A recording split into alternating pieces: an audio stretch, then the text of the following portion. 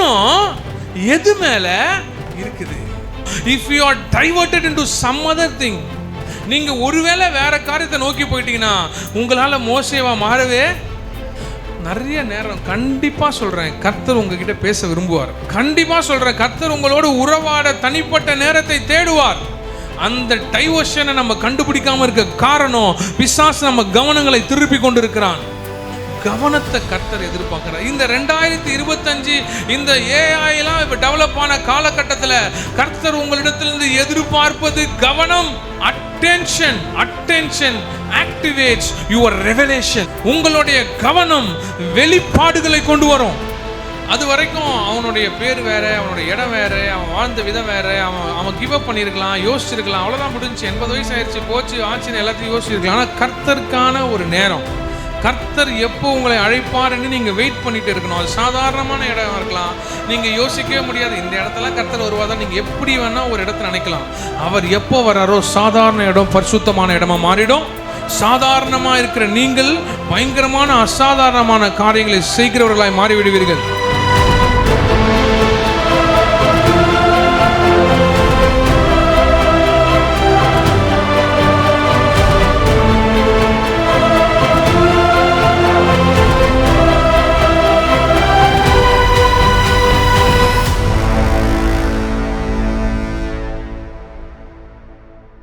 வாசிங்க யாத்ராகமம் 3ஆம் அதிகாரம் 1ஆம் வசனத்திலிருந்து.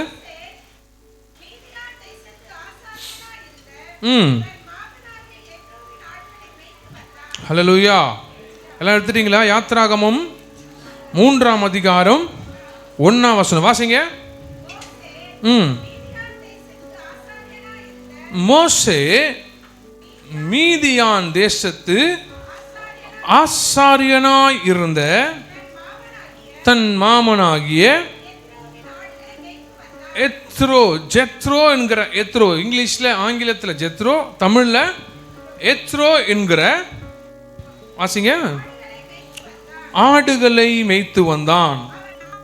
அவன் ஆடுகளை வனாந்திரத்தின் பின்புறத்திலே ஓட்டி தேவ பர்வதமாகிய ஓரேப் மட்டும் வந்தான். ஹல்லேலூயா. இந்த காலை வேளையில் நான் தெரிந்து கொள்ளப்பட்ட இந்த வேத பகுதி யாத்ராகமும் 3ஆம் அதிகாரம் 1லிருந்து 6 வரை இல்லை 12 வரை அந்த பகுதி ஃபுல்லாக நம்ம பார்க்க போகிறோம். இதில் 5 விதமான காரியங்களை நம்ம பார்க்க போகிறோம். இதற்கு தலைப்பாக நாம் பார்ப்பது ஓரேப்பின் அனுபவங்கள். Experience of Mount Horeb. இங்கிலீஷில், தமிழில் பார்த்தீங்கன்னா ஓரேப்பின் அனுபவங்கள். மவுண்ட் ஓரேப் என்றாலே ஒரு தனித்துவம் வாய்ந்த ஒரு மலை. ஹல்லேலூயா. பக்கத்தில் பார்த்து சொல்லுங்க, ஓரேப்பின் அனுபவங்கள்.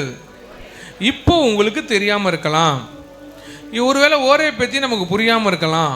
ஆனால் இந்த மெசேஜ் முடியும் பொழுது ஓரேப்பின் அனுபவங்களுடைய அதிசயத்தையும் அதோடைய முக்கியத்துவத்தையும் நீங்கள் புரிந்து கொள்வீர்கள்.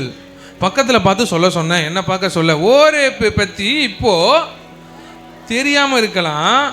ஆனால் இந்த மெசேஜ் முடியும் போது ஐயோ இவ்வளவு முக்கியமானு நீங்கள் சொல்லுவீங்க. இப்போ வாசிங்க யாத்ராகமம் 3ஆம் அதிகாரம் 1ஆம் வசனம் வாசிங்க. மோசே தான் வாழ்ந்த எகிப்துடைய தேசத்தை விட்டு போயிட்டான். அல்லேலூயா. அங்கிருந்து ஒரு கொலைகாரனாய் கிளம்பிட்டான், ஒரு மோசக்காரனாய் கிளம்பிட்டான், ஒரு தேச விரோதியாய் அவனை நாடு கடத்தப்பட்டு அவனை அங்கிருந்து அனுப்பி விடுகிறார்கள் அப்படின்னு சில பேர் சொல்றாங்க. அங்கிருந்து ஓடிவிட்டான் என்று சில பேர் சொல்லுகிறாங்க. ஆனால் எகிப்தில் 40 வருஷம் இருந்த மோசே அங்கிருந்து போய்விட்டான். அவனை எகிப்தியர்கள் தேடுகிறார்கள். ஏனென்றால் கொலைப்பழி அவன் மேலே உண்டு. ஏன்னா அந்த தேசத்துக்கு விரோதமாக நடந்து கொண்டான், எபிரேயர்களுக்கு சப்போர்ட் பண்றான், ஏகப்பட்ட அலிகேஷன்ஸோடு இருந்த மோசே அங்கிருந்து சென்று விட்டான். எங்க சென்று விட்டான்? மீதியான் தேசத்துக்கு சென்று விட்டான். இப்போ அங்கதான் இந்த 3ஆவது வசனம் 1ஆம் வசனம், மோசே மீதியான் தேசத்து ஆசாரியனாயிருந்த. எத்ரோ யாரு? அவன் ஒரு ஆசாரியன். அவனுடைய மாமா யாரு? எத்ரோ. எத்ரோ யாருன்னா ஒரு ஆசாரியன். ஆசாரனா இருந்த எத்ரோவுடைய வீட்டில் ஆடுகளை மேய்த்தவன் அரசனாய் மாறினான்னு தாவீதுக்கு மாத்திரம் பாடுறோம். இவனும் ஆடுகளை மேய்த்தவன் தான். ஹல்லேலூயா. ஆடுகளை மேய்க்கிறவங்க மேல கர்த்தருக்கு ஒரு தனி பிரசனை உண்டு, தனி கருசனை உண்டு. மேய்ப்பன் மேல எப்பவுமே கர்த்தருக்கு ஒரு தனி கருசனை உண்டு. வாசிங்க. அவன் ஆடுகளை வனாந்திரத்தின் பின்புறத்திலே. ஹல்லேலூயா. ஆடுகளை வனாந்திரத்துல ஆடுகளை மேய்க்கிறான். வாசிங்க. தேவ பர்வதமாகிய ஓரேப் மட்டும். ஆமென். ஓரேப் என்றால் தேவனுடைய பர்வதம். ஆனா ஓரேப் அதோடைய மீனிங் எபிரேயத்தில் பார்த்தீங்கன்னா, ஓரேப் என்றால் ட்ரைனஸ். ஒரு வனாந்திரத்தையோ ஒரு காய்ந்த இடத்தையோ மக்களால் சீண்டாத, பெருசாக பார்க்கப்படாத, அற்பமாக எண்ணப்படுகிற ஒரு இடம் தான் இந்த ஓரேப். ஹல்லேலூயா, ஹல்லேலூயா. ஓரேப் என்கிற பர்வதம் மிகவும் அழகானதாகவோ இல்லை ஓரேப்பா உடனே நம்ம அங்கே போயிடணும், ஓரேப்பா ஊட்டி மாதிரி இருக்குமோ, ஓரேப்பா அப்படி இருக்குமோ, எப்படியப்பட்ட இடம் அது? அது ஒரு மிகப்பெரிய வனாந்திரம் மிகுந்த காடு மலை. அந்த ஓரேப் என்கிற இடம் என்றால் ஒரு ட்ரைனஸ், ஒரு காய்ந்ததும் ஒரு வறட்சியும் ஒரு பார்ப்பதற்கே ரொம்ப ஒரு ட்ரைனஸாக இருக்கிற இடம் தான் இந்த ஓரேப். இந்த ஓரேப்பில் அவன் ஆடுகளை மேய்த்து கொண்டிருக்கிறான். ஹல்லேலூயா. அவன் பெரிய ஒரு அதிபதியாய் எகிப்தில் இருக்கிறான். அங்கிருந்தவன் எல்லாவற்றையும் விட்டு விட்டு தேவையில்லாத பழியை சுமந்து கொண்டு அங்கிருந்து கிளம்பி எங்கே வருகிறான்? ஓரேப். ஓரேப் என்றால் வனாந்தரம், ஓரேப் என்றால் காய்ந்த இடம், ஓரேப் என்றால் மிகவும் வறட்சியான இடம், ஓரேப் என்றால் ரொம்ப ட்ரைனஸ் உள்ள இடம். அந்த ஓரேப்பில் தான் ஆடுகளை மேய்த்து கொண்டு, மீதியானுக்கு வந்தவன் ஓரேப்பில் போய் ஆடுகளை மேய்த்து கொண்டு இருக்கிறான். இது யாருக்கும் தெரியாது. அந்த இடத்துல யாரும் இருக்க மாட்டாங்க. ரொம்ப ட்ரையான இடம், ரொம்ப ரொம்ப ஆட்களுடைய நடமாட்டம் இருக்காது. அந்த இடத்துல ஆடுகளை மேய்த்து கொண்டு இருக்கிறான் இந்த மோசே. ஒரு 2-3 முக்கியமான விஷயத்தை ஓரே பற்றி சொல்கிறோம். இதே ஓரேப்பில் தான் ஆண்டவர் எலியாவோடு பேசினார். இதே ஓரேப்பில் தான் ஆண்டவர் எலியாவோடு, களைப்பாக இருந்து சோர்வடைந்த எலியாவை ஓரேப்பில் தான் ஆண்டவர் தேற்றினார். இது ஓரேப். இதே ஓரேப்பில் தான் ஆண்டவராகிய கர்த்தர் தன்னுடைய நாமத்தை வெளிப்படுத்தினார். இதே ஓரேப்பில் தான் அவர் கட்டளைகளையும் நியாயப்பிரமாணங்களையும் கொடுத்தார். இல்லை பாஸ்டர், அது என்ன மலை? ஐயோ தப்பா சொல்லிட்டோமோ. நியாயப்பிரமாணத்தை எங்கே கொடுத்தாரு? தப்புன்னு நினைக்கிறேன்ல, சீனாய் மலையில் கொடுத்துருக்கிறாரு. இது ஓரேப் மலை. ஐயோ அப்படின்னு நம்ம சொல்லக்கூடாது. ஓரேப்பும் ஒன்று தான், சீனாய் மலையும் ஒன்று தான். இது நிறைய பேருக்கு தெரியாது. ஓரேப் பர்வதம் வேறு, சீனாய் மலை வேறுன்னு சொல்கிறாங்க. ஓரேப்பும் ஒன்று தான், சீனாய் மலையும் ஒன்று தான். அதற்கான ஆதாரங்கள் நிறைய இருக்குது. சில பேர் இல்லைன்றாங்க, சில பேர் இருக்குன்றாங்க. மோசே மீதியான் தேசத்திலே ஆடுகளை மேய்க்கும் போது ஓரேப் என்று எண்ணப்பட்ட அதே மலைதான் பின் நாட்களில் மோசே நியாயப்பிரமாணங்களை கொடுக்கும்போது சீனாய் மலை என்று எண்ணப்பட்டது. இதற்கு வேத ஆதாரங்களும் உண்டு. வாசிங்க, யாத்ராகமம் 19:20.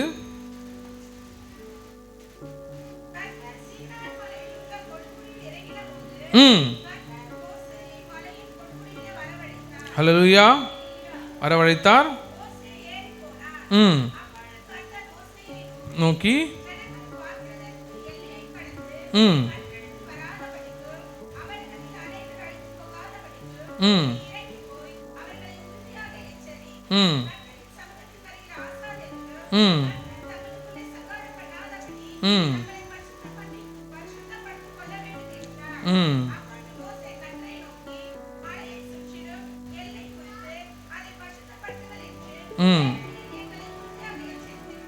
ஹல்லேலூயா.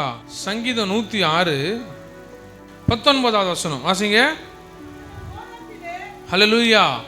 சீனாய் மலையிலே அவர் கட்டளைகளையும் நியாயப்பிரமாணங்களையும் மேலே மோசே வாங்கும்போது கீழே ஜனங்க என்ன பண்ணியிருந்தாங்க? கண்ணுக்குட்டியை செஞ்சு அதுதான் கடவுள்னு வணங்கிட்டு இருந்தாங்க. அது எங்கே வணங்கினாங்க? சீனாய் மலையில் தானே. ஆனால் இங்கே சங்கீதத்தில் என்ன சொல்கிறாரு? அவர்கள் ஓரேப்பிலே ஒரு கன்றுக்குட்டியை உண்டாக்கி வார்ப்பிக்கப்பட்ட விக்கிரகத்தை எவர்கள் 21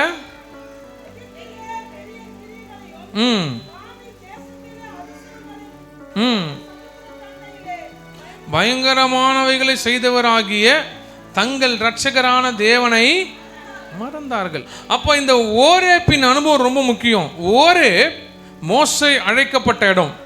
அதே ஓரேப் நியாயப்பிரமாணங்களை பெற்ற இடம். ஹல்லேலூயா. அதே ஓரேப்பில் ஏகப்பட்ட காரியங்கள் இருக்கு. ஹல்லேலூயா. பின் நாட்களில் ஆலயங்கள் கட்டப்பட்ட இடம், அதே இடத்துல இயேசு கிறிஸ்துவையும் அறையப்பட்ட இடம். இவ்வளவு சிறப்பு மிக்க இந்த ஓரேப்பில் தான் மோசே ஆடுகளை மேய்த்து கொண்டிருந்தான். வாசிங்க இப்போ.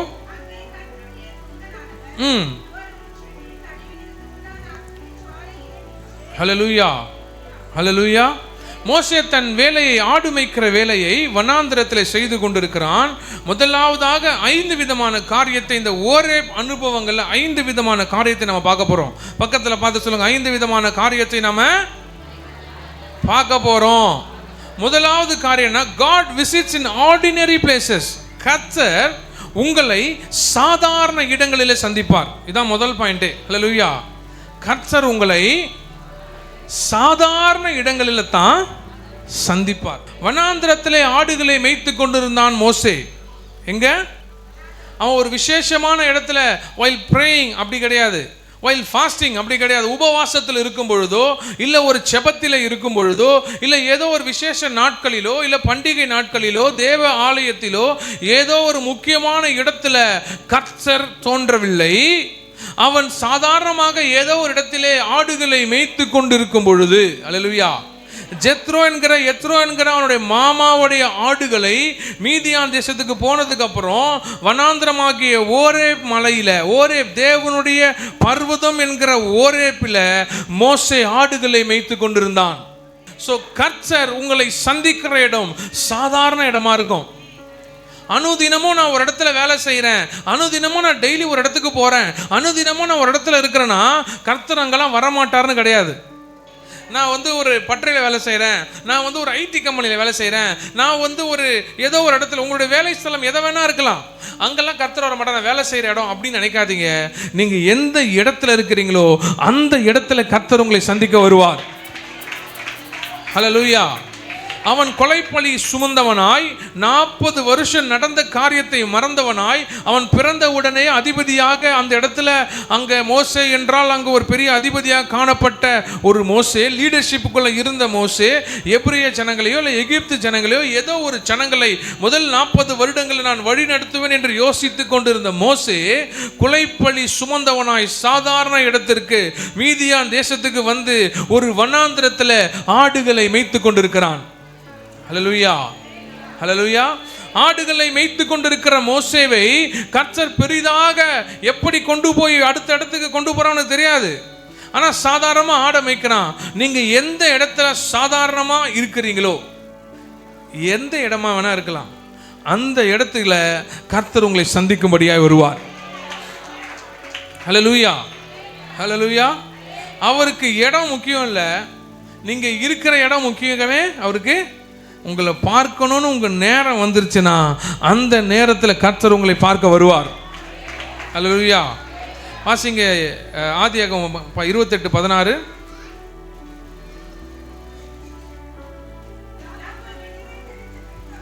ம் ம் ம் ம் ம் ஹல்லேலூயா. வாசிங்க ஆமோஸ் 7:14-15.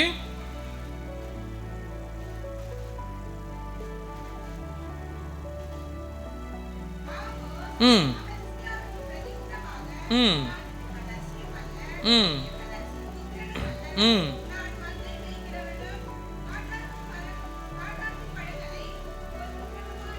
ம்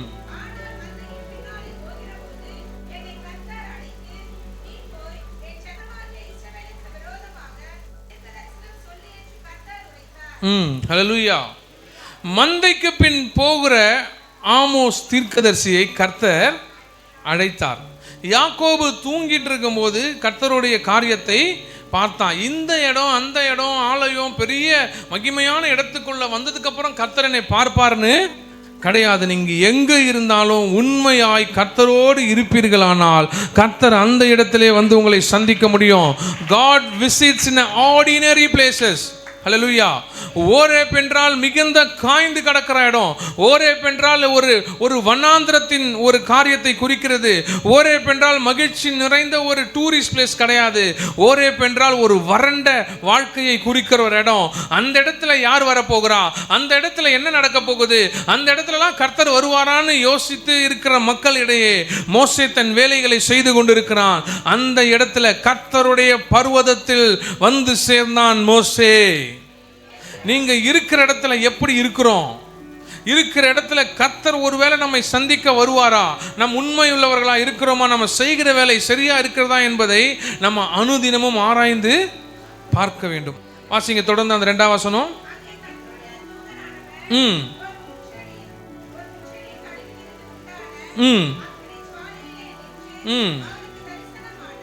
பர்னிங் புஷ், அதாவது முட்செடியின் நடுவே. அந்த முட்செடி, அந்த புஷ் என்கிற இங்கிலீஷ் வார்த்தைக்கும் அந்த முட்செடி அந்த புதருக்கும் எபிரியத்தில் சினாய் என்றுதான் பொருள். சினாய் என்றால் புஷ். ஹல்லேலூயா.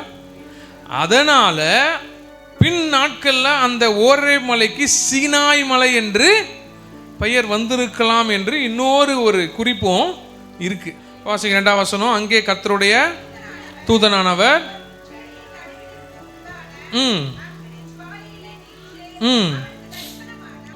கர்த்தருடைய தூதனானவர் முட்செடியின் நடுவிலிருந்து உண்டான அக்கினி ஜுவாலையில நின்று அவனுக்கு தரிசனமானார். அப்போ உற்று பார்த்தான், முட்செடி அக்கினியால் ஜுவாலித்து எரிந்தும், அக்கினி எரிது ஆனா வெந்து போகல. Burning fire in the bush, ஆனா இட் நாட் கன்சியூம்டு. எந்த விதமான சேதமும் இல்லை. ஆவிக்குரிய அக்கினி உங்களை அழிக்காது, ஆவிக்குரிய அக்கினி உங்களை உருவாக்கும். ஆவிக்குரிய அக்கினி உங்களை அழிக்காது, ஆவிக்குரிய அக்கினி உங்களை உருவாக்கும். இதான் 2வது பாயிண்ட். ஆவிக்குரிய அக்கினி ஒரு நாளும் நம்மை எரிக்காது.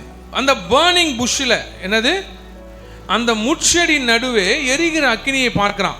அவன் பாட்டின ஆடுகளை மேய்த்து கொண்டே போகிறான். ஆர்டினரி பிளேஸு, சாதாரண இடம், சாதாரண ஒரு வனாந்திரம். அங்கே எதையுமே பார்க்க முடியாது. பெரிய விதமான அங்கே ஒரு பெரிய நீர்வீழ்ச்சியோ இல்லை அழகான ஊட்டி போலையே, அழகான கொடைக்கானல் போலையே, அந்த இடம் போய் பார்க்கலாமா? குணா குகை, மனா குகைலாங்க ஒரு டூரிஸ்ட் பிளேஸ் அது. ஹல்லேலூயா. நான் என்ன சொன்னேன், அது சுற்றி பார்க்குற இடம். அது கல், முள், மேடு, அப்படியே காஞ்சி போய் அடிக்கிற வெயில் இருக்குல்ல, சாதாரணமாக இருக்காது. அவங்களுக்கு அது சந்தேகமாக இருந்துச்சுன்னா ஒருவேளை நீங்கள் துபாய் பக்கமோ இல்லை ராஜஸ்தான் பக்கமோ பாலைவனத்தில் வெயில் காலத்தில் போய் பாருங்க. அந்த மாதிரி வெயில் அடிக்கும், நிழல் கூட இருக்காது. ஒரு 5-10 நிமிஷம் நம்ம நடந்தாலே சோர்ந்து போய் சுருண்டுருவோம். அப்படியேப்பட்ட இடத்துல மேய்த்து கொண்டு இருக்கிற ஆடை யாரு? மோசே. பார்த்தாலே ஒரு ட்ரைனஸ், ஒரு காய்ந்து இருக்கிற அந்த இடத்துல, ஒண்ணுமே தோணாத அந்த சாதாரண இடத்துல திடீரென்று ஒரு முட்செடி எரிந்து கொண்டு இருக்கிறது. அல்லேலூயா. இஸ்ரவேல் ஜனங்கள் எபிரேய யோசனையில, அந்த யூத மக்களுடைய தாட்ல என்னன்னா, புஷ்னா வீக்.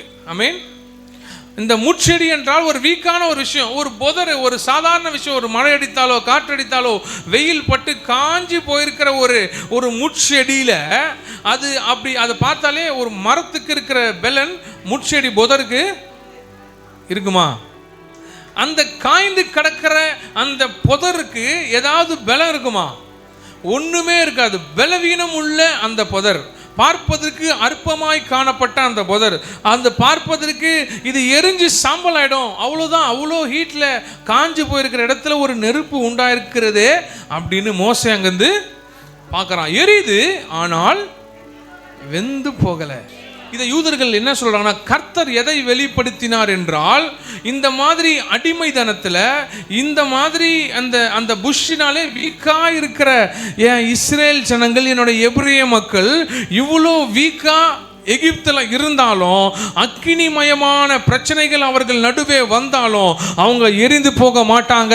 அவங்கள வெல்லப்படுத்துகிற தேவனாகிய கர்த்தர் நானே இந்த எரிகிற சூளையில் வந்து நின்று கொண்டிருக்கிறேன். I wanted to bring them out. பார்ப்பதுக்கு அற்பமாய் காணப்படுகிற இஸ்ரேல் ஜனங்களை அவர்களோடு நான் ஏற்படுத்தின உடன்படிக்கை நிலைப்படுத்தும்படியாய் அவர்களை வெளியிலே கொண்டு வர இந்த ஆடுகளை மேய்த்திருக்கிற மோசேவாகிய உன்னை நான் அழைத்திருக்கிறேன். You gonna be the leader of the nation. நீ சாதாரண ஆடுகளை மேய்க்கிற சாதாரண இடத்துல இருக்கலாம், ஆனா விசேஷமான ஆவியானவர் நான் இந்த புதரிலே வந்து காணப்படுவது சாதாரணமான உன்னை விசேஷமான என் ஜனங்களை நடத்துவதற்காக. ஹல்லேலூயா, ஹல்லேலூயா. இட் மே கன்சியூம், அது எரிஞ்சு அந்த ஒரு நாசமாக்கி இருக்கலாம், ஆனா ஆண்டவர் சொல்றாரு வீக்கா இருக்கிற அந்த புதரை நான் உள்ள வந்ததுக்கு அப்புறம் எரியும், ஆனா அழிந்து போகாது. என் அபிஷேக தீ மேல பார்த்த அதிசயத்தை தான் உண்டாக்குமே தவிர ஒரு நாள் நீ எரிந்து போகவே. அதனாலதான் சொல்றாரு divine fire that doesn't destroy. ஆவிக்குரிய அக்கினி ஒருபோதும் உங்களை அழிக்காது, உங்களை உருவாக்கும். சாதாரணமா போயிட்டு இருக்கான் ஆடுகளை மேய்த்து கொண்டு, திடீரென்று ஒரு முட்புதரிலே, திடீரென்று ஒரு புஷ்ஷில் இருந்து ஒரு அக்கினி எரிந்து கொண்டிருக்கிறது. அதை மோசே பார்க்கிறான். ஹல்லேலூயா. அந்த வசனத்தை பார்த்தீங்கன்னா வாசிங்க. அங்கே கர்த்தருடைய தூதனானவர் ஒரு முட்செடியின் நடுவில் இருந்து, ஹல்லேலூயா, ஒரு தூதனானவர் முட்செடியின் நடுவில் இருந்து உண்டான அக்கினி ஜுவாலையில் இருந்து அப்படியே நடந்து போறான். திடீர்னு பார்க்கறான் ஏதோ ஒரு முட்செடியில அக்கினி எரிந்து கொண்டிருக்கிறது, ஆனால் அந்த செடி எரிந்து போகவில்லை. சோ வீக்கா இருக்கிற புஷ், வீக்கா இருக்கிற முட்செடியா நீங்க இருப்பீர்களானால் தேவனுடைய அக்கினி உங்களுக்குள்ள எரியும். நீங்கள் எரிந்து போக மாட்டீர்கள், ஆனால் அதிசயத்தையும் அற்புதத்தையும் பார்க்கும்படி கர்த்தர் செய்வார். You need a fire. உங்க வெறும் ஒரு புதரா இருக்கிற இஸ்ரவேல் ஜனங்களை கர்த்தர் இருக்கிறதுனால அக்கினி வந்தும் அவர்கள் எரிந்து போகவில்லை. இதுதான் கர்த்தர் மோசேக்கு வெளிப்படுத்த விரும்பினார். ஹல்லேலூயா. அவங்க பார்க்கறதுக்கு வீக்கு தான், ஒரு குப்பை போல தான் இருக்கிறாங்க. லைட்டா ஃபயர் பண்ணல எரிஞ்சிற மாதிரி தான் இருக்கிறாங்க, ஆனா எரிக்கவும் செய்யறாங்க, எரிக்க செய்யறாங்க, ஆனா அழிந்து போகவே இல்லை. எகிப்து எவ்வளவோ அக்கினியை கொண்டு வந்து என் ஜனங்கள் மேலே போடுகிறார்கள். அடிமை தினத்தில் அவர்கள் ஏகப்பட்ட சுமைகளை சுமத்துகிறார்கள், வேலைகளை வாங்குறாங்க, என் ஜனங்களை போட்டு நசுக்கிறாங்க, எரியும்படி செய்கிறாங்க, ஆனால் அழிந்து போகவில்லை. ஏன்னா அவங்களுக்குள்ள இருக்குது, அவங்கள பாதுகாப்பது நானே என்பதை உணர்த்தும்படியாய் என் தேவனாகிய கர்த்தர் மோசேக்கு விளக்குறாரு. The bush that never burnt, அந்த முட்செடி எரிந்தது, அக்கினி ஜுவாலையாய் காணப்பட்டது, ஆனால் முட்செடி எரிந்து கருகி போகவில்லை. ஏனால் கர்த்தர் அதை பாதுகாக்கிறபடியினால. அன்னைக்கு அந்த முட்செடி இஸ்ரவேலை குறித்தது, இன்னைக்கு அதே முட்செடி நம்மை குறிக்கிறது. நம்மை எரிக்கும்படியா எவ்வளவு பேர் எண்ணெயில நிறைய எண்ணெயை ஊற்றி உங்களை கொளுத்தி கொளுத்தி எரிய வச்சாலும் நீங்க எரிந்து போக மாட்டீங்க. கர்த்தர் உங்களை பாதுகாத்து கொண்டிருக்கிறார். ஹல்லேலூயா. வாசிங்க ஏசாயா 43:2.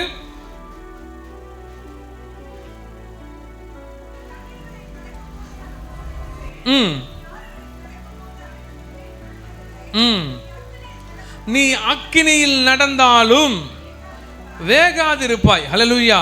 நீ எரிந்து போக மாட்டாய், ஏன்னா கர்த்தர் உங்களை பாதுகாத்து கொண்டு இருக்கிறார். தானியேல் 3:25 அந்த 3 பேரை தூக்கி அக்கினியில போட்டால 4வது ஒருத்தர் உலாவி கொண்டிருந்தார். அக்கினி எரியும், உங்களை தூக்கி போடுவாங்க, ஆனா நீங்க எரிந்து போக மாட்டீங்க.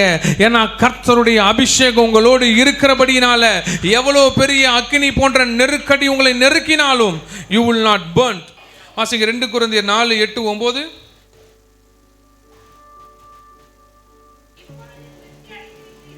ம் ம் ம் 2 கொரிந்தியர் 4:8-9. எப்பக்கத்தில் நெருக்கப்பட்டாலும் ஒடுங்கி போகிறதில்லை. நீங்க எப்பக்கத்தில் இருந்து நெருக்கப்பட்டாலும், எவ்வளோ பெரிய ஃபயர், எவ்வளோ பெரிய எதிரிகள் உங்களை அக்கினியில போட்டு எரிச்சாலும் நீங்க எரிந்து போக மாட்டீங்க. நீங்க எப்பக்கம் நெருக்கப்பட்டாலும் ஒடுங்கி போக மாட்டீங்க. ஏன்னா கர்த்தர் உங்களை பாதுகாத்து கொண்டிருக்கிறார். விசுவாசிக்கிறவங்க மாத்திரம் நல்லா பலத்த கையை தட்டி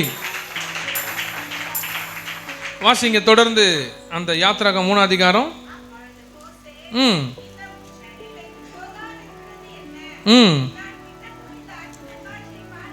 ஹல்லேலூயா. the decision, அந்த டிசிஷன் தான் பெரிய அதிசயத்தை மோசே பார்க்கும்படி செய்தது. ஹல்லேலூயா. ஒரு சாதாரண இடத்துல ஆடுகளை மேய்க்கிறான். அதான் முதல் பாயிண்ட். சாதாரண இடத்துல கர்த்தர் உங்களை சந்திப்பார். It is an ordinary place. ரெண்டாவது பாயிண்ட் என்ன சொன்னேன்? அந்த முட்செடி அக்கினியில இருந்தது. அக்கினி உங்களை அழிக்காது, ஆனால் அது உங்களை உருவாக்கும். மூணாவது டிசிஷன் that he makes. மோசே எடுத்த டிசிஷன் வாசிங்க.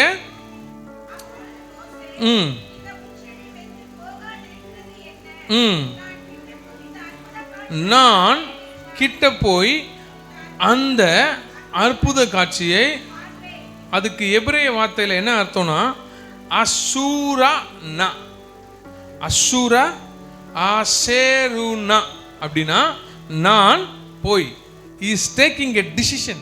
அவன் டிசைட் பண்றான், அவன் ஒரு விஷயத்தை முடிவு பண்றான். என்னன்னா நான் கிட்ட போய் பார்ப்பேன், நான் கிட்ட போய் பார்ப்பேன். ஹல்லேலூயா. இப்போ சாதாரண இந்த வனாந்தரம் இது ஒரு, இப்போ நீங்க இந்த மே மாசத்துல ஊட்டிக்கு போக பிளான் பண்ணுவோம், ஏன்னா குளுமையான இடம். கொடைக்கானல் போக பிளான் பண்ணுவோம், காசு இல்லாதவங்க ஏலகிரி போக பார்ப்போம்.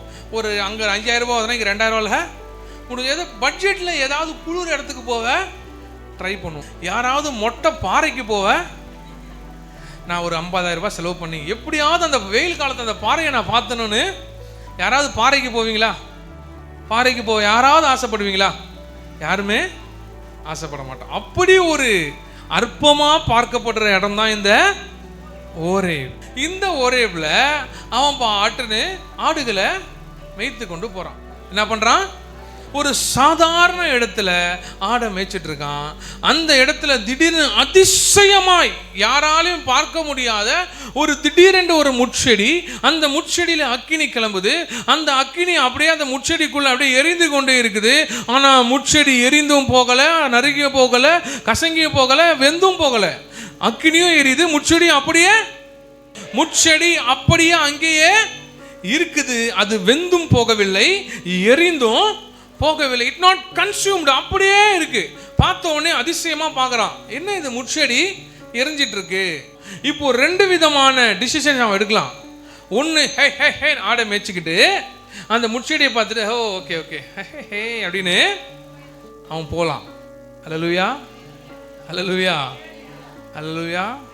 ஸ்மால் டிசிஷன், ஒரு சாதாரண சின்ன டிசிஷன் உங்க வாழ்க்கைய சாதாரண ஆடிலிருந்து பெரிய அரசனுக்கு, பெரிய அதிபதி ரேஞ்சுக்கு தலைவனாய் உங்களை மாத்தோம். அந்த டிசிஷன் தான் ரொம்ப ரொம்ப முக்கியம்.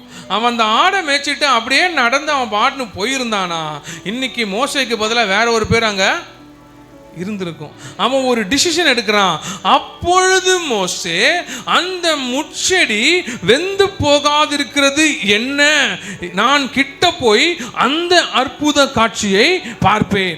when you want, நீங்க ஒரு பெரிய காரியத்தை செய்ய வேண்டும் என்றால் ஆடுகளை மேய்த்துக்கொண்டு பெரிய பெரிய பழிகளை ஏற்றுக்கொண்டு இந்த உலகத்தில் இவன் ஒரு பாவமானவன், இவன் கொலைகாரன், இவன் அது, இவன் எது, இவன் அது, அது இப்படி, அது இப்படின்னு பல பேர் பழியை போட்டு யாருக்குமே தெரியாத ஒரு சாதாரண இடத்துல நான் ஆடை மேய்ச்சி என் வாழ்க்கையை ஓட்டிக்கிறேன்னு சொல்லி போன மோசேவை அங்க ஒரு அற்புத காட்சியை பார்க்கறதுக்கு, அங்க ஒரு பெரிய காரியம் நடந்துகிட்டு இருக்கு, அங்க நான் போய் பார்ப்பேன் என்று எடுத்தான் பாருங்க ஒரு டிசிஷன்.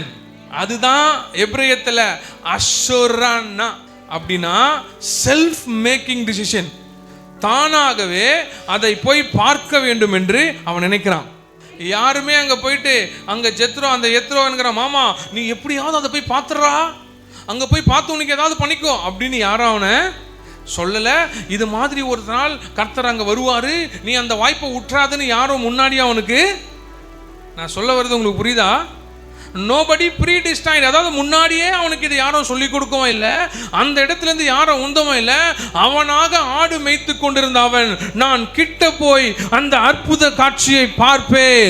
நீங்கள் சாதாரணமாக இருக்கிறவர்கள் தலைவர்களாய் மாற வேண்டும் என்றால், சாதாரண இடத்திலிருந்து அற்புதத்தையும் அதிசயத்தையும் பார்க்க வேண்டும் என்றால், நீங்கள் கர்த்தர் கிட்டே வர வேண்டும்.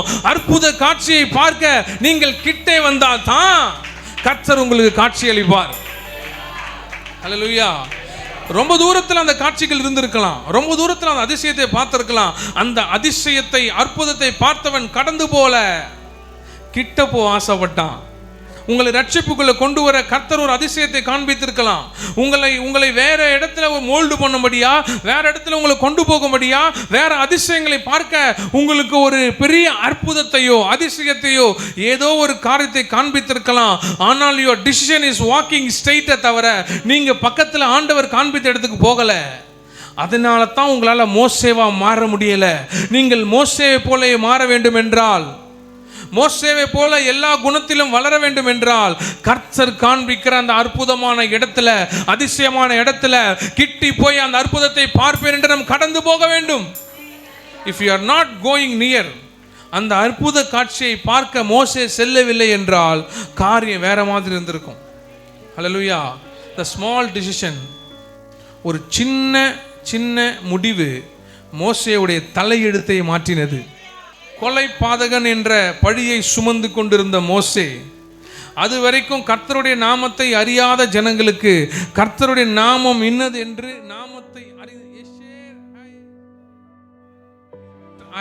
நான் இருக்கிறவராகவே இருக்கிறேன் என்ற நாமத்தை அந்த இடத்தில் தான் கர்த்தர் இடத்துல பெற்றுக்கொண்டான். அந்த ஸ்மால் டிசிஷன், சின்ன அந்த ஒரே ஒரு முடிவு வாழ்க்கையை மாற்றினது. ஒரு முடிவு நீங்கள் எடுக்கணும், ஒரே ஒரு முடிவு இருக்கணும். நான் கர்த்தர் கிட்ட போகணும். கர்த்தர் எரிகிற அக்கினி ஜுவாலையாய் அதே போல நின்று கொண்டிருக்கிறார். Are you going near to God? கர்த்தரிடத்துக்கு நீங்க போக விரும்புறீங்களா, இல்லை நேராக உங்க வாழ்க்கையை பார்த்து போக விரும்புறீங்களா? சாதாரணமா இருக்கிறவன அசாதாரணமான காரியங்களை செய்ய கர்த்தரால் முடியும் என்றால், சாதாரணமா இருக்கிற உங்க மூலியமாவும் அசாதாரண காரியங்களை செய்ய கர்த்தரால முடியும். நேச்சுரலா இருக்கிற உங்களை சூப்பர் நேச்சுரல் பீயிங்கா கர்த்தர் மாற்ற முடியும். சூப்பர் நேச்சுரல் ஆசீர்வாதங்களை பார்க்க வைக்க முடியும். அசாதாரண அதிசயங்கள் உங்க மூலியமா செய்ய முடியும். நீங்கள் அதற்கு கர்த்தர் கிட்டே வர விரும்ப வேண்டும். அல்லேலூயா. நல்லா கையை தட்டி சொல்லுங்க அல்லேலூயா. வாசிங்க யாக்கோபு 4:8.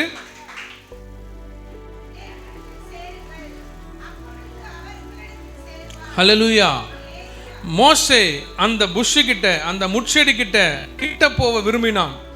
நீங்களும் யாக்கோபு 4:8 சொல்லுது, கர்த்தரிடத்தில் சேருங்கள், அவரும் உங்களோடு சேருவார். வாசிங்க ஏசாயா 55:6.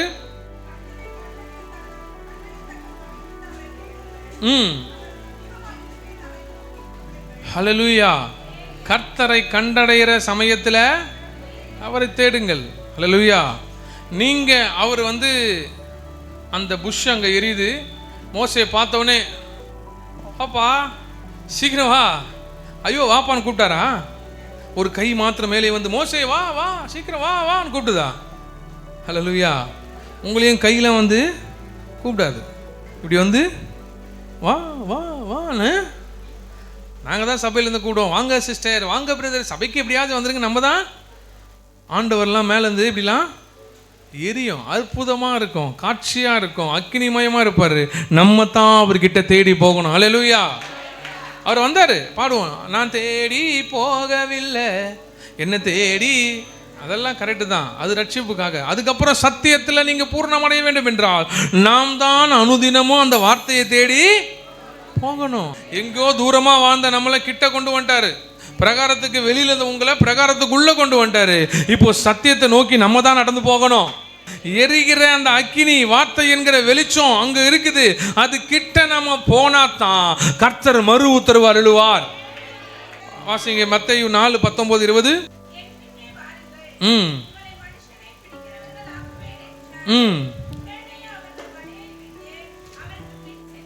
ஹல்லேலூயா. ஹல்லேலூயா. உடனே அவருக்கு பின் சென்றார்கள். கிட்ட போனோம். கிட்ட போகாம அவரை பின்பற்றவே, தூரமா இருந்து வேடிக்கை பார்த்தவங்க பார்த்துக்கினே தான் இருக்கணும். அவர் கிட்ட போனா தான் அவர் உங்களை அழைப்பார். ஹல்லேலூயா. வாசிங்க 3வது வசனத்திலிருந்து. அப்பொழுது மோசே, இந்த முட்செடி வெந்து போகிறது என்ன? நான் கிட்ட போய் இந்த அற்புத காட்சியை பார்ப்பேன். ஹல்லேலூயா, ஹல்லேலூயா. 1, 2, 3, 4 ஒவ்வொரு வசனமும் அற்புதமான வசனம். ஹல்லேலூயா. முதல் வசனத்தில் பார்த்தீங்கன்னா அற்பமான சாதாரணமான இடத்துல மோசே, ஆனா கர்த்தருடைய பர்வதம் என்கிற ஓரேபு கிட்ட வந்துட்டான். 2வது எரிகிற அக்கினியை பார்க்கிற மோசே. அந்த அக்கினி நம்மை எரிக்காது, நம்மை உருவாக்கும். 3வது என்ன பார்த்தோம்? எரிகிற அக்கினி கிட்ட, எரிகிற ஜுவாலையா இருக்கிற கர்த்தர் கிட்ட நெருங்கின மோசே கிட்ட போய் அந்த அற்புத காட்சியை பார்ப்பேன். அதாவது கர்த்தரை நோக்கி வருகிற அனுபவம். 4வது வாசிங்க. அவன் பார்க்கும்படி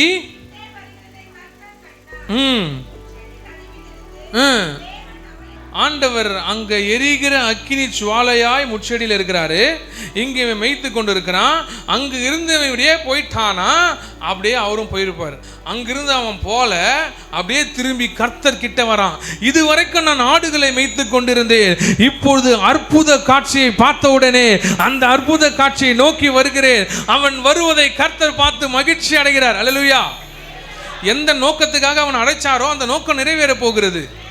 உடனே கிடையாது. 80 வருஷம் அப்புறம், 40 வருஷம் எகிப்துல, 40 வருஷம் மீதியான்ல, 40 வருஷம் தான் ஊழியம். அந்த 40 வருஷம் முடிகிற இந்த காலகட்டத்தில் கர்த்தர் அப்படியே வெயிட் பண்றாரு. ஒரு அற்புத காட்சி, ஒரு அட்டென்ஷன் வாங்குறாரு. அட்டென்ஷனுக்கு முக்கியத்துவம் கொடுத்த மோசே ரெவலேஷனை பார்த்தான். கர்த்தருடைய வார்த்தையை, வெளிப்பாடை பார்க்க வேண்டும் என்றால் நீங்க கர்த்தருக்கு அட்டென்ஷன் கொடுக்கணும். தமிழ் அட்டென்ஷன் என்ன சொல்றது? ஒரு கவனம். அல்லேலூயா. கர்த்தருக்கு நீங்க கவனம் செலுத்தினீங்கன்னா கர்த்தருடைய வெளிப்பாடு உங்களுக்கு வரும். ஆமென். இப்போ கவனம் அப்படின்னு நான் சொல்லும் போது உங்களுக்கே தெரியும் நீங்க எது மேல கவனமா. இப்போ நம்ம ஒரு நல்ல டாபிக் உள்ள போயிட்டு இருக்கிறதுனால உங்க கவனம், வாட் இஸ் யுவர் கவனம்ஸ் அப்படின்னு நான் போட்ட லிஸ்ட்டு எல்லாம் போகும்போது என்ன திட்டிக்கினே, இவருக்கு வேலையே எப்போ பார்த்தா அந்த டாபிக்லேயே வந்து நிற்கிறாரு. Where is your attention? உன்னுடைய கவனம் எதை நோக்கி இருக்கிறது? ஹல்லேலூயா.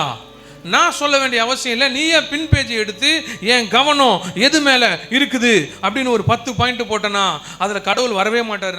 நீங்க கவனம் எதர் மேலே வைக்கிறோம் என்று எழுதினீர்கள் என்றால் அதிலே கர்த்தர் 10 வருவாரா வரமாட்டாரா? எழுதுவதில் மாத்திரம் அல்ல, உண்மையாய் நீங்க எதுல கவனம் வைக்கிறீங்க. We must think. நம்ம யோசிக்கணும். மோசேக்கு அற்புத காட்சியை காண்பித்தாரு, எனக்கும் காமிச்சிருக்காரு. அவனும் நடந்து போகும்போது சாதாரணமாக திடீர்னு கர்த்தர் தோன்றினாரு, எனக்கும் தோன்றி இருக்கிறாரு. நானும் ஆராதிக்கும் பொழுது அபிஷேகத்தில் நிறையும் போது கர்த்தருடைய காட்சியை பார்த்துருக்கிறேன். அதை கடந்து போயிட்டேனே தவிர ஒரு நாள் அது கிட்ட போனது கிடையாது. அவருடைய தாசனாகிய மோசே அங்கு அந்த காட்சியை பார்த்த உடனே கிட்ட அவன் பார்க்கும்படி கிட்ட வருகிறதை கர்த்தர் கண்டார்.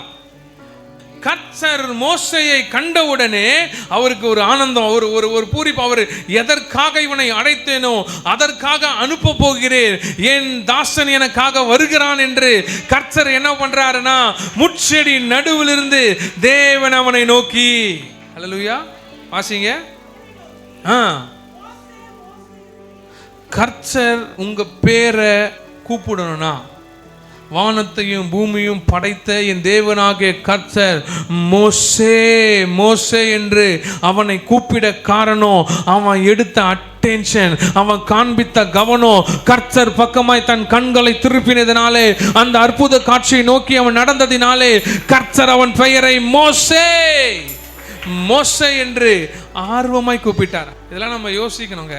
கர்த்தர் நம்ம பேரையும், ஹல்லேலூயா, 2 தடவை சில பேரை தான் அவர் கூப்பிட்டுருக்காரு, எல்லாரையுமே கூப்பிடல. அது ஒரு தனி மெசேஜ் இருக்கு. 2 தடவை கர்த்தர் கூப்பிட்டுருக்காரு. இங்கே மோசேவை கூப்பிட்றாரு. சாதாரணமான இடம். அவன் எதிர்பார்த்து அபிஷேகத்தில் நிரம்பி அங்கே போய் நம்ம தொடர்ந்து டெய்லி ஜெபிக்கிறோம், இந்த இடத்துல கர்த்தர் வந்துருவான்னு நினைக்காத இடம். அவன் பெரிய பாவப்பழிகளை சுமந்திருக்கிற இடம். பலவிதமான யோசனைகளை போய்கொண்டிருக்கிற இடம், அங்க ஒரு அற்புதத்தை கர்த்தர் செய்கிறார். அந்த அற்புதத்தினாலே கிட்ட வந்த மோசேவை பார்த்த ஆண்டவர் அவனை நோக்கி, மோசேவை கர்த்தர் நோக்கி, வாசிங்க.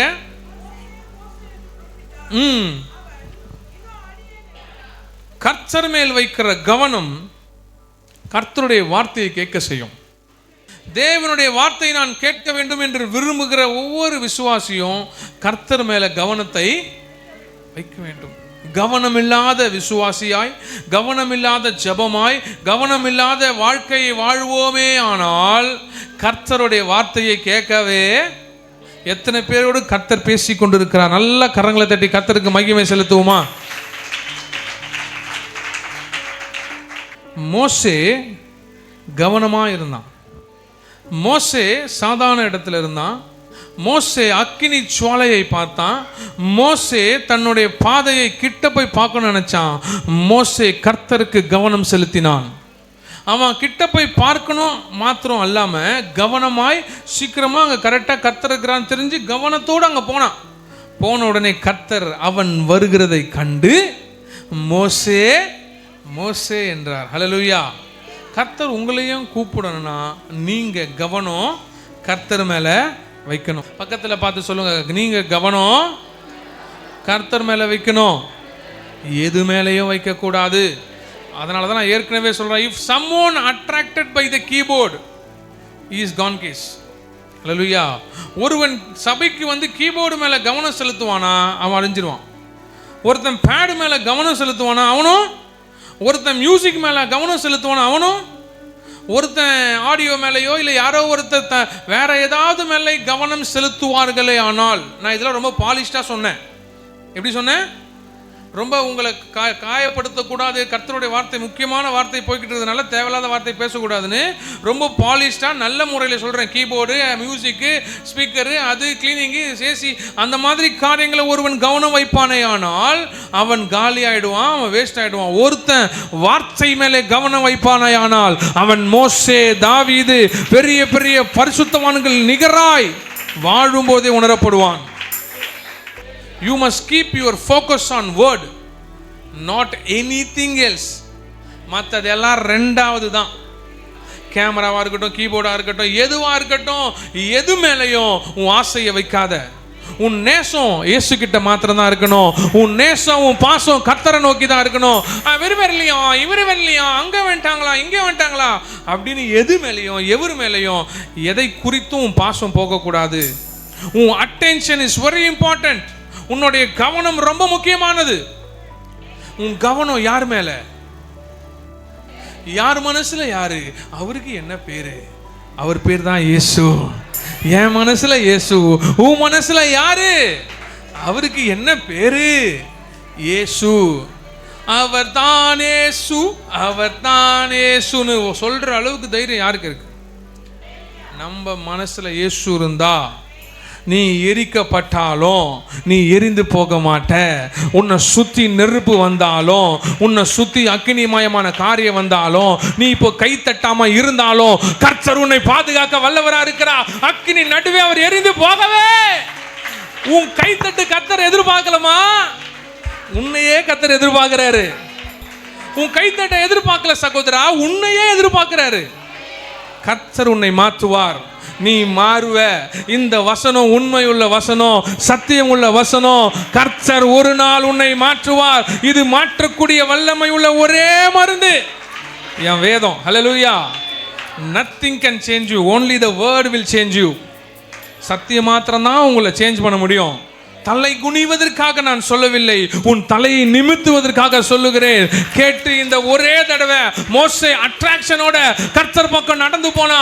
நீ நடிப்பு மேல நடிப்பு நடிக்கிற, ஜோக்கு மேல ஜோக்கு காட்டுற, என்ன வேணா காட்டு, எனக்கா நஷ்டம்? உனக்கு தான். ஹல்லேலூயா, ஹல்லேலூயா. நீ யாரா இருந்தாலும், நானாவே இருந்தாலும், நீ கீபோர்டு வாசிக்கிறியோ, பேடு வாசிக்கிறியோ, கேமரா பார்த்துக்கிறியோ, யாரா வேணா இரு.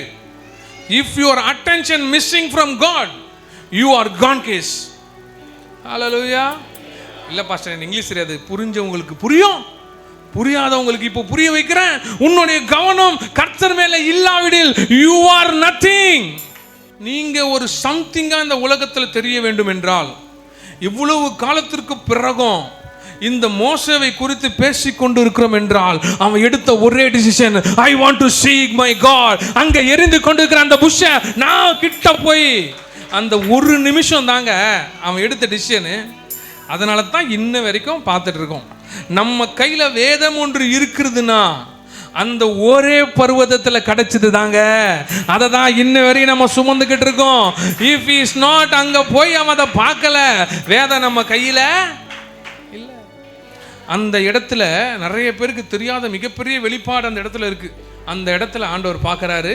அங்க இருந்து அந்த கவனம் கர்த்தர் மேல போனதுனால கர்த்தர் ஒரு மிகப்பெரிய வெளிப்பாட்டை அவனுக்கு கொடுக்கிறார். வாசிங்க.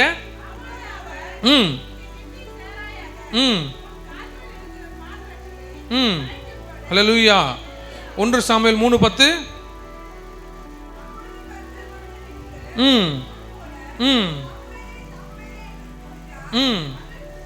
ஹல்லேலூயா.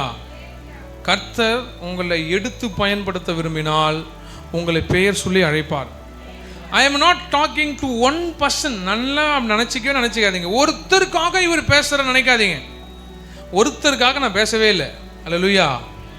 ஒருத்தருக்காக நான் பேசல, சத்தியத்தை மாத்திரம் தான் பேசுறேன். ஹல்லேலூயா. நீங்க இது ஏன் இவர் அப்படிலாம் நினைக்காதீங்க. நான் உங்களுடைய மேய்ப்பேன். ஹல்லேலூயா. நீங்க என்னுடைய ஆடுகள். நீங்க சத்தத்தை கேட்டு நடந்து தான் ஆக வேண்டும். இல்லை ரொம்ப பெரிய பிரச்சனைக்குள்ள போக வேண்டியது இருக்கும். Hallelujah. I am not talking to one person. இங்கே ஒரு ஆளுக்காக நான் பேசவே, எல்லாருமே கர்த்தர் பக்கம் கவனத்தை திருப்பணும். சம்டைம் ஒரு 11 o'clock எல்லாரும் வீட்டில் இருந்து போனதுக்கப்புறம் நமக்கு திடீர்னு ஒரு எல்லாம் கண்ணன் போயிட்டாரு, பிள்ளைகள் போயிட்டாங்க, நம்ம தனியாக இருக்கிற ஒரு டைமில் திடீர்னு கர்த்தர் பேச விரும்புவார். ஆண்டவர் அங்கேருந்து ஒரு அக்கினி ஜோலையில் இல்லைன்னா கூட ஏதோ ஒரு விதமாக ஹலோ ஹலோ அப்படின்னு, அதனால் ஹலோ ஹலோன்னு கூப்பிட்றாரு வச்சிங்களேன். உடனே நம்மள ஃபோன் எடுத்துன்னு ஐயோ யாரும் தெரியலையே அப்படின்னு போயிடுவோம். ஹலோ ஹலோ 2 வாட்டி கூப்பிட்டோம்.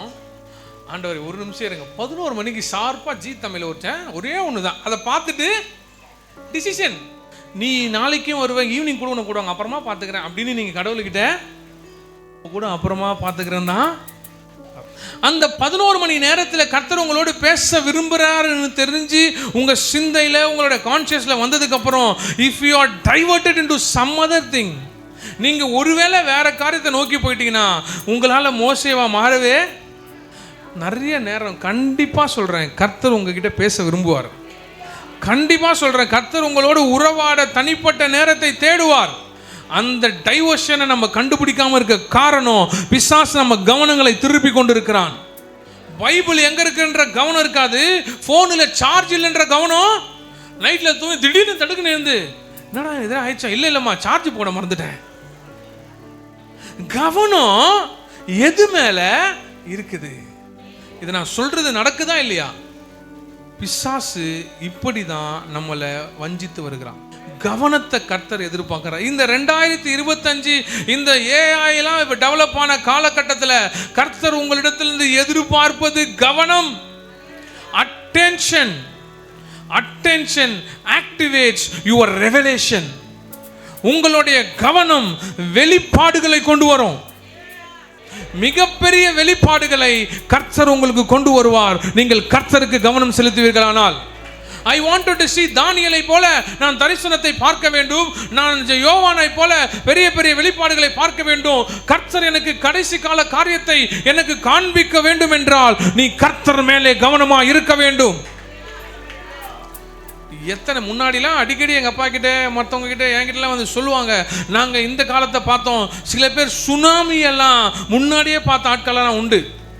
பாஸ்டர் ஏதோ ஒரு நடக்க போகுது எங்களுக்கு தோன்றுதுன்னு சொல்லி வந்தவங்கெல்லாம் உண்டு. பெரிய பெரிய காரியங்களே வெளிப்பாடாய் பெற்றவர்களெல்லாம் உண்டு. ஆனால் இன்னைக்கு நம்ம அட்டென்ஷனே மாறிடுச்சுங்க.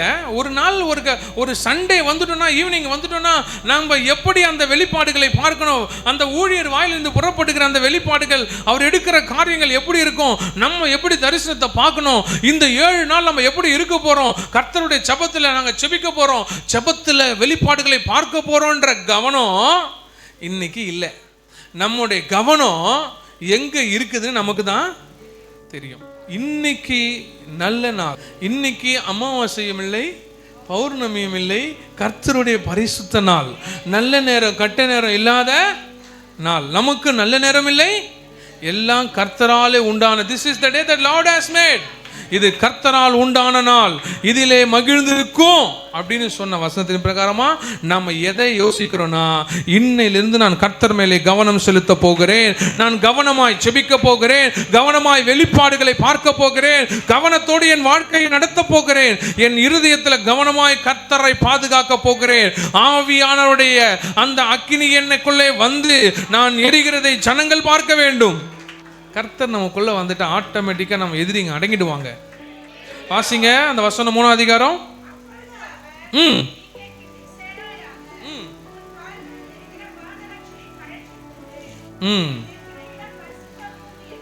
ஹல்லேலூயா. சாதாரண இடம். அப்புறம் அக்கினி எரிந்தாலும் உங்களை அழிக்காது, அது உருவாக்கும். 3வது அக்கினி உங்களை அழிக்காது, உங்களை உருவாக்கும். 3வது டிசிஷன். ஹல்லேலூயா. நீங்க எடுக்கிற முடிவு, ஆடே மேய்த்துன்னு போக போறோமா இல்ல அற்புத காட்சியை பார்க்க போறோமா? 3வது டிசிஷன். 4வது அட்டென்ஷன், கவனம். எதை மேல கவனம் வைக்கணும்? கர்த்தர் மேலையா இல்ல மற்றவைகள் மேலையா? கவனம் ரொம்ப ரொம்ப இம்பார்ட்டன்ட். 5வது கர்த்தர் பேசுறாரு, மோசே மோசே அப்படின்னு சொன்ன உடனேயே வாசிங்க, இதோ அடியேன் என்றான். அப்பொழுது அவன் நடந்து வந்துட்டே இருக்கிறான். இப்படி வரான், அப்படியே அந்த அற்புத காட்சியை பார்த்து பேனு வந்த உடனே ஆண்டவர் பார்க்குறாரு, மோசே மோசே கிட்ட. ஹல்லேலூயா. நீங்க கிட்ட வரும்போது ஆண்டவர் கிட்ட வராதன்னு சொன்னா உங்களுக்கு ஒரு மாதிரி இதெல்லாம் இருக்கும். ஹல்லேலூயா.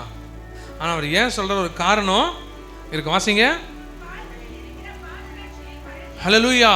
இந்த கற்கள் நிறைந்த முற்கள் நிறைந்த இந்த வனாந்திரம் காய்ந்து கிடக்கிற இங்கே ஒரு பெரிய அதிசயமோ ஒரு பெரிய விளைச்சல்களோ இல்லாத இந்த வனாந்திரத்தில் திரிகிற மோசே, நீ அந்த கற்களோ முற்களோ படாதபடி உன் பாதத்திற்கு ஒரு பாதரட்சையை போட்டு நடந்து வந்து கொண்டிருக்கிறாய், என் கிட்டே சேராய். இதுக்கப்புறமா நீ பாதரட்சியை நம்பி வர வேண்டாம். என்னுடைய பிரசனத்துக்குள்ளே வரும் பொழுது பாதரட்சியை கழட்டி விட்டு வா. நான் உன்னை அனைத்திலிருந்து பாதுகாக்க வல்லவராயிருக்கிறவர். பரிசுத்தத்திற்கு வரும் பொழுது உன் பாதரட்சைகள் வெளியிலே இருக்க வேண்டும். நீ நிற்கிற இடம் பரிசுத்த பூமி. அது வரைக்கும் காய்ந்து போயிருந்த இடம், அது வரைக்கும் ட்ரைனஸ் இருந்த இடம், அது வரைக்கும் யாராலையும் மதிக்க முடியாத இடம், சுற்றுச்சூழலோ எதுவுமே நமக்கு பார்ப்பதற்கு அழகே இல்லாத இடம். கர்த்தர் சொல்றாரு, நீ நிற்கிற இந்த சாதாரண பூமி பரிசுத்த பூமியாய் மாறிவிட்டது. நான் எப்போ இங்கே வந்தேனோ அன்று முதல் இது பரிசுத்த பூமியாய். It is a holy place. It demands holiness. Hallelujah. இது பரிசுத்த பூமி, ஆதலால் கர்த்தர் உங்களிடத்தில் பரிசுத்தத்தை எதிர்பார்க்கிறார். 5வது பாயிண்ட் கர்த்தர் நமக்கு சொல்ல விரும்புவது, பரிசுத்த இடத்திற்குள் நீ வர வேண்டும் என்றால் பரிசுத்தத்தோடு நீ வர வேண்டும். Holiness demands is holiness. பரிசுத்தம் உன்னிடத்தில் பரிசுத்தத்தை எதிர்பார்க்கிறது. பரிசுத்தர் அண்டையிலே நீ வர வேண்டும் என்றால் பரிசுத்தத்தோடு தான் நீ வர வேண்டும். மோசே, நீ போட்டுக் கொண்டிருக்கிற பாதரட்சியை கழற்றி விட்டு வா. நீ நிற்கிற இடம் பரிசுத்தமான இடம். இதெல்லாம் நீங்க சென்ஸ் பண்ணி உட்கார்ந்து ஜெபத்துல ஆவியில நீங்க இதை படிச்சுட்டு யோசிச்சு பாருங்க. அவர் பேசும்போது என்ன மாதிரி நீ நிற்கிற இடம் இப்படிலாம் பேசிருக்க மாட்டார். ஹல்லேலூயா. அந்த முச்செடியிலிருந்து அந்த வாய்ஸ், மோசே மோசே, எப்படி ஸ்வீட்னஸா இருந்திருக்கும், ஹனி போல இருந்திருக்கும், எவ்வளவு தித்திப்பா இருந்திருக்கும். அதை கேட்கும் போதே திடீர்னு ஃபாரின் போற அப்பா வீட்டுக்கு வந்தாருன்னா அந்த குழந்தைக்கு எங்க அப்பா வந்துட்டாருன்னு ஒரு சந்தோஷம் இருக்கும். நம்ம வேண்டியதை நம்ம தாய் சமைத்து கொடுத்தாலோ இல்லை அப்படியே வந்து நீ இந்தாம்மா கேட்ட ட்ரெஸ் இந்தாம்மா அப்படின்னு கொடுத்த உடனே அந்த பிள்ளைக்கு ஒரு பெரிய ஆனந்தம். எஸ், எங்க அம்மா கேட்ட ஷூவை வாங்கி கொடுத்துட்டாங்க, எஸ் எங்க அம்மா எனக்கு கேட்ட அந்த சுடிதார ட்ரெஸ்ஸை வாங்கி கொடுத்துட்டாங்க, ஒரு சந்தோஷம் வரும் பார்த்தீங்களா? அதை விட பெரிய சந்தோஷம் அவர் நம்ம கூடும் போது இருக்கும் பாருங்க, ஒரு சந்தோஷம். அது வரைக்கும் டே கொலக்காரா டை தூயின்னு கூப்பிட்ட மோசேவை மோசேன்னு த பெஸ்ட் வாய்ஸ்ல இந்த உலகத்துல அவ்வளோ ஸ்வீட்டா இருக்கிற அந்த அருமையான வாய்ஸ்ல இருந்து அவன் பேரை கேட்கும் போது எப்படி இருக்கும்? அல்லேலூயா. சாதாரணமா ஒரு பேரை படிக்கும் போதும் ஒரு கிராஜுவேஷன் செரிமனியில படிக்கும் போது எப்படி இருக்கும்? அல்லேலூயா. ஒருத்தர் பத்மஸ்ரீ வாங்கினா பத்மஸ்ரீ, யார் பேரை சொல்றது? யாரோ ஒருத்தர் பேரு பத்மஸ்ரீ ஜோசபஸ் ஒத்தானில் போது எனக்கு வா அப்படின்னு இருக்கும். அல்லேலூயா. வீட்டில் அம்மா ஒத்தேனி அப்படின்னுவாங்க. எப்படி? ஆனா அது ஸ்டேஜில் படிக்கும் போது அந்த இங்கிலீஷ்ல இருந்து now the graduation ceremony is going to happen. Hallelujah. அப்படி now the person will be Joseph as Watangal அப்படின்னு ஒரு இங்கிலீஷ்ல சொல்லும் போது அந்த ஸ்டேஜ் அங்க சொல்ற வார்த்தை அவ்வளோ அழகா இருக்கும். அவன் சொல்லும் போதே அழகா இருக்குதுன்னா இந்த வானத்தையும் பூமியை சிருஷ்டித்த என் தேவனாகிய கர்த்தர் மோசே. ஆதியிலே தேவன் வானத்தையும் பூமியை சிருஷ்டித்த அந்த வார்த்தையில சொன்ன ஒன்னொன்னும் சொல்லுவார்ல, எவ்வளோ அழகா இருக்கும்.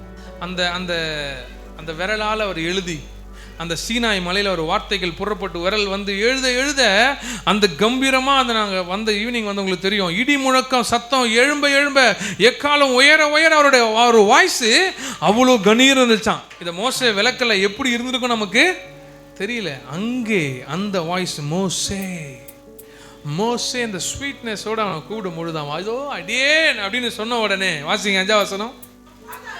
அப்பொழுது அவர் கிட்டே சேராயாக, do not come near to me. வாசிங்க. இதுவரைக்கும் you have supported with your shoes. உன் பாதரட்சையினுடைய சப்போர்ட்ல இந்த கரடு முரடான பாதை நீ நடந்து வந்தாய். கரடு முரடும் முட்களும் உள்ள இந்த இடத்திலே நடந்து வந்தாய். இந்த ஆடுகளை மேய்க்கும் போது so far your support is the chapel. இது வரைக்கும் உன்னோட சப்போர்ட் சிஸ்டம் அந்த செப்பலா இருந்தது. இதுக்கு மேல சப்போர்ட் சிஸ்டம் செப்பல் கிடையாது. நான் பரிசுத்த பூமியில வந்து விட்டேன். நான் உன்னை தாங்க போகிறேன். எத்தனை பேர் விசுவாசிக்கிறீங்க? கர்த்தர் உங்களை தாங்க போகிறார். பரிசுத்த பூமியில பரிசுத்த ஸ்தலத்துல சபையில கால் எடுத்து இன்னைக்கு வந்திருக்கேன். எத்தனையோ பிரச்சனைகள், எத்தனையோ திருமணங்கள், எத்தனையோ நிகழ்ச்சிகள், ஆனாலும் என் தேவன் தான் முக்கியம் என்று வந்திருக்கிற உங்களை என் தேவனாகிய கர்த்தர் பரிசுத்தமாய் பரிசுத்த பூமியில பரிசுத்தமாய் போக வேண்டும். பரிசுத்தம் டிமாண்ட்ஸ் பரிசுத்தம். Holiness demands holy. அப்போ கர்த்தர் உங்களை இன்று பரிசுத்தமாய் நடத்துவார்.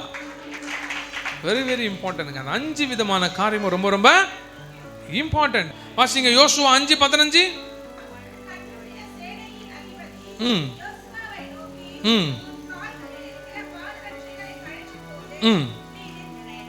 நீ நிற்கிற இடம் பரிசுத்தமானது. கர்த்தர் எப்போ வராரோ அப்போ இதுவரைக்கும் நீங்க சப்போர்ட் சிஸ்டமா இருக்கிற அந்த இந்த கல்லு முள்ளெல்லாம் படாமல் பாதுகாக்கிறது எது? நம்மள செருப்பு. ஆண்டவர் சொல்றாரு, அதெல்லாம் தூக்கி போட்டு நான் உன்னை பாதுகாப்பேன்.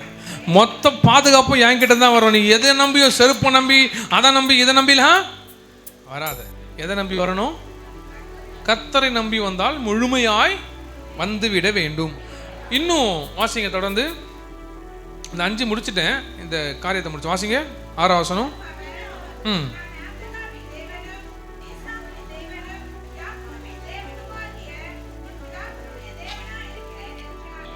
இது ஒரு தனி சப்ஜெக்ட், தனி விஷயம். இந்த 5 தான் முக்கியமான விஷயம். இந்த 5 தான் முக்கியமான விஷயம். கர்த்தர்கிட்டே வந்த உடனே அவன் கர்த்தர்கிட்டே வந்து சேர்ந்தான். பரிசுத்தமாய் அவன் மாறினான். அது வரைக்கும் அவனுடைய பேர் வேற, அவனுடைய இடம் வேற, அவன் வாழ்ந்த விதம் வேற. அவன் கிவ் அப் பண்ணியிருக்கலாம், யோசிச்சிருக்கலாம், அவ்வளோதான் முடிஞ்சு, 80 வயசு ஆயிடுச்சு, போச்சு ஆச்சுன்னு எல்லாத்தையும் யோசிச்சிருக்கலாம். ஆனால் கர்த்தருக்கான ஒரு நேரம், கர்த்தர் எப்போ உங்களை அழைப்பாருன்னு நீங்கள் வெயிட் பண்ணிட்டு இருக்கணும். அது சாதாரணமான இடம் இருக்கலாம், நீங்கள் யோசிக்கவே முடியாது இந்த இடத்தெல்லாம் கர்த்தர் வருவாதான், நீங்கள் எப்படி வேணால் ஒரு இடத்துல நினைக்கலாம். அவர் எப்போ வராரோ சாதாரண இடம் பரிசுத்தமான இடமா மாறிடும். சாதாரணமாக இருக்கிற நீங்கள் பயங்கரமான அசாதாரணமான காரியங்களை செய்கிறவர்களாய் மாறிவிடுவீர்கள். இதுவரைக்கும் அவர் வெளிப்படுத்தாத நாமத்தை இவன் டிசிஷன் எடுத்ததுனால, கவனம் கர்த்தர் பக்கம் திருப்பினதுனால, அந்த பரிசுத்த இடத்துல வந்து அமர்ந்ததுனால கர்த்தர் அவனுக்கு அவர் நாமத்தை வெளிப்படுத்துகிறார். நான் யார் அனுப்பினார் என்று சொன்னால் நான் என்ன சொல்ல வேண்டும் என்று கேட்கிறான். ஆண்டவர் சொல்றாரு, நீ அவர்களிடத்துல போய் சொல்லு, நான் இருக்கிறவராகவே இருக்கிறேன். உன்னை அழைத்த, உன் மூப்பிதாக்களை அழைத்த ஆபிரகாம், ஈசாக்கு, யாக்கோபு என்னும் தேவனாகிய கர்த்தர் என்பது என் நாமம். நான் அவர்களுக்கு எப்படி இருந்தேனோ அப்படித்தான் இப்பொழுதும் இருக்கிறேன். நான் இருக்கிறவராகவே. ஹல்லேலூயா. இது என் நாமம். ஆமென். இந்த ஓரேப் சீனா என்ற ஒரு கன்ஃபியூஷன் இருக்குல்ல, இதுக்கு ஆண்டவர் அடையாளமா ஒன்று சொல்றார். வாசிங்க 12வது வசனம். அதற்கு அவர், நான் உன்னோட இருப்பேன், நீ என் ஜனத்தை எகிப்திலிருந்து அழைத்து வந்தபின், நீ என் ஜனத்தை, எவ்வளவு அழகா உரிமை கொண்டாடுறவர்களா அவரு. நீ அந்த அடிமை ஜனங்களை, அடிமையான ஆட்களை கூட்டணுவான்னு அவர் சொல்லல. நீங்க அடிமையான இடத்திலே இருந்தாலும், நீங்க தள்ளவே பட்டு இருக்கிற இடத்துல இருந்தாலும், உங்களை அற்பமாகவே உலகம் பார்த்தாலும், அப்பொழுது நீங்க அவருடைய பிள்ளைகளா தான் இருக்கிறீங்க. ஏன் ஜனங்களை நீ அடிமைதனமாக வீடாகி எகிப்திலிருந்து அழைத்து வந்த பின், நீங்க அங்கிருந்து புறப்பட்டதுக்கு அப்புறம் ஆண்டவர் ஒரு ப்ராமிஸ் சொல்றாரு, நீ அங்கிருந்து என் ஜனங்களை அழைத்து வந்த பின் இதே மலையில தேவனுக்கு ஆராதனை செய்வீர்கள், நான் உன்னை அனுப்பினேன் என்பதற்கு இதுவே அடையாளம் என்றார். ஓரேப் தான் சீனாய், சீனாய் தான் ஓரேப். ரெண்டும் ஒரே இடம்.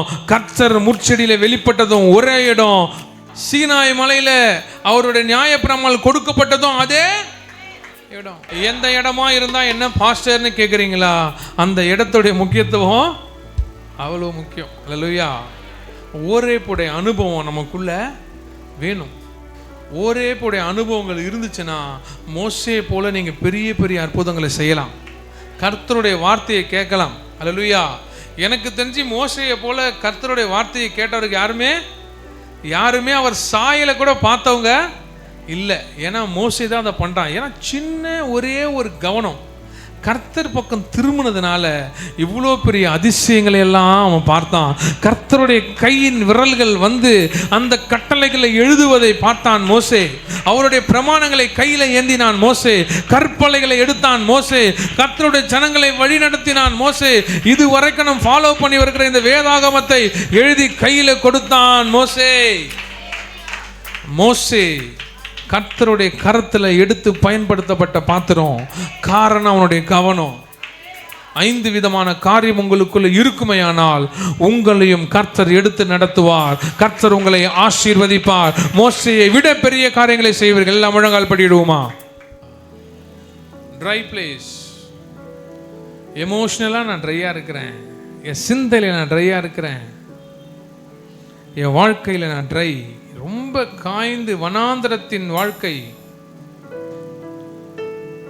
ஆல்மோஸ்ட் என் வாழ்க்கை ஒரு பெரிய வனாந்தரமாக தான். எப்படி பார்த்தாலும் எனக்கு வழி தெரியல, தண்ணீர் இல்லை, விளைச்சல் இல்லை. எவ்ரிவேர் என்னுடைய டோர்ஸ் எல்லாம் ஷட்டான மாதிரி தான் இருக்கு. என் கதவுகளே இல்லாத ஒரு இடம். நான் தங்கும் ஷெல்டரோ ஏதோ ஒரு குடிசை மாதிரியான இடம் கூட என் வனாந்தரத்தில் காணப்படலை. எங்கு பார்த்தாலும் காய்ந்து கிடக்கிற நிலைமை. என் பர்வதமே முற்களும் கற்களுமாய் நிறைந்திருக்கிறது. All my spiritual dryness, என்னோட உறவுகள் இருக்கிற பலவீனங்கள், என் செப வாழ்க்கையில் இருக்கிற பலவீனங்கள், எனக்குள்ள காணப்படுகிற தேவனுக்கும் எனக்கும் நடுவே இருக்கிற பலவீனங்கள் யாவற்றை இந்த ஒரு விசை நான் ஒப்பு கொடுக்கிறேன். இந்த ஒரு விசை நான் ஒப்பு கொடுக்கிறேன். இந்த ஒரு விசை நான் ஒப்பு கொடுக்கிறேன்.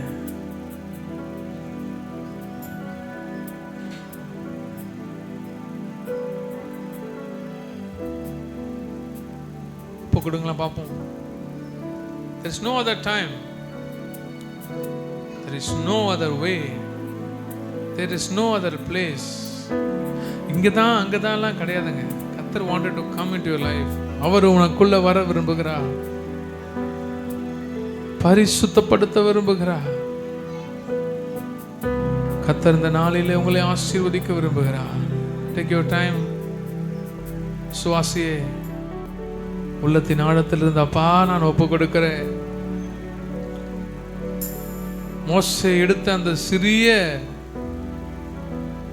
அந்த டிசிஷன், எடுத்த அந்த காரியம்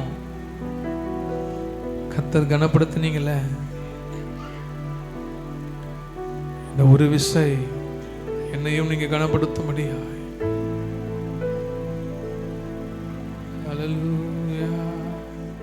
இந்த உலகத்தின் அக்கினி, இந்த உலகத்தோடைய அக்கினி ஒரு மனிதனை எரித்து விடும், அழித்து விடும், சுட்டெரிச்சிடும்.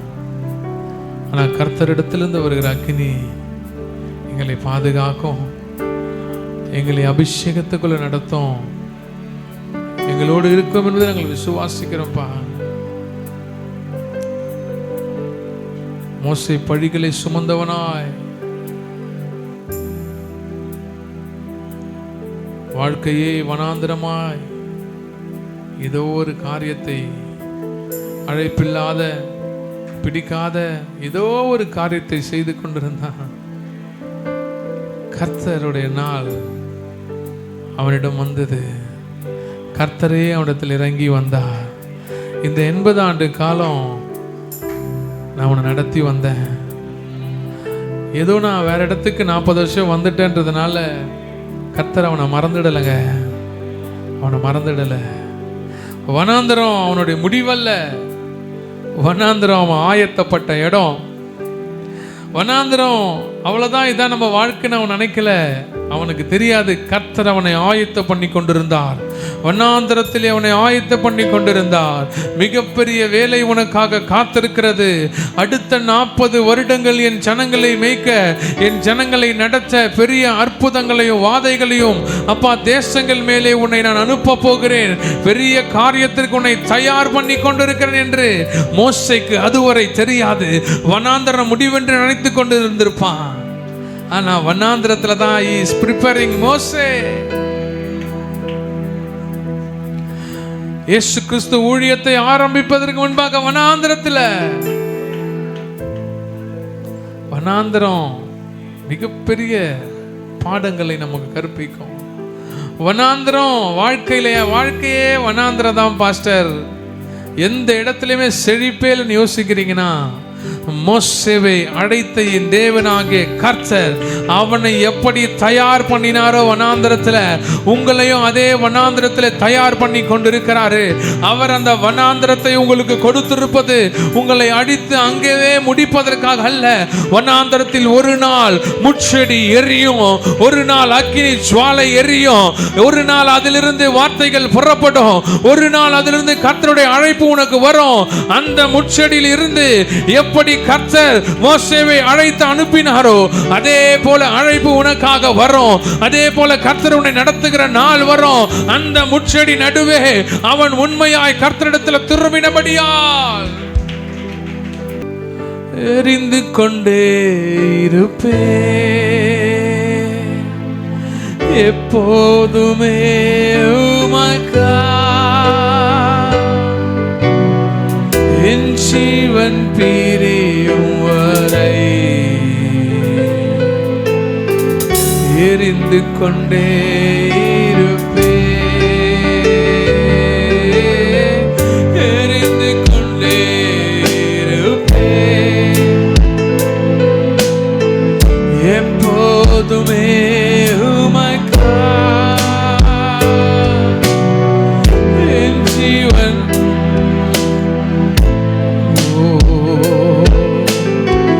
எரிந்து கொண்டே இருப்பே. தூயவர் தூயவரே,